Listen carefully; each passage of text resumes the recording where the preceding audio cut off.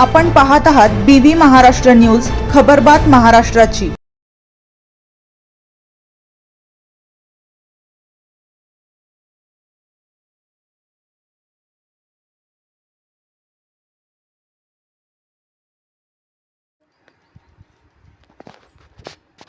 शेतकऱ्यांच्या प्रगतीला बळ। नेहाडोद येथे 63 kVA क्षमतेचा ट्रान्सफॉर्मर कार्यान्वित।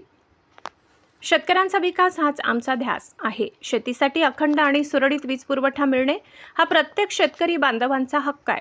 नेहाडोद परिसरातील शेतकऱ्यांची शेत वीज पंपासाठीची विजेची अडचण लक्षात घेऊन प्रशासकीय पातळीवर पाठपुरावा करून 63 kVA क्षमतेचा नवीन ट्रान्सफॉर्मर रोहित्र मंजूर करून आणलाय। शेतकरी बांधव शैलेश जिरे यांच्या शेतात हा ट्रान्सफॉर्मर यशस्वीरित्या बसवून कार्यान्वित करण्यात आलाय। त्यामुळे परिसरातील शेती वीज पंपांना आता पूर्ण दाबाने वीज मिळणार असून पिकांना पाणी देणे सोपे होणार आहे।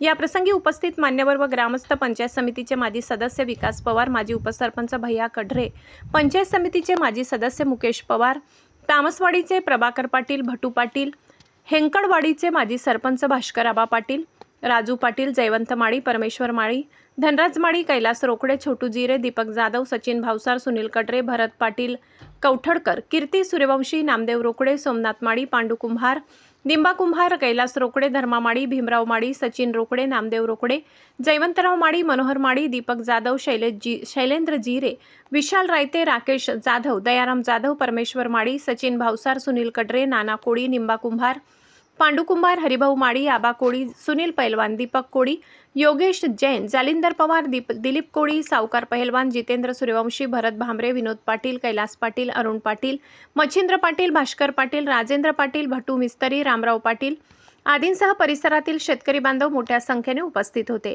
BV न्यूज महाराष्ट्रासाठी धुळे जिल्हा प्रतिनिधी प्रमोद बोरसे।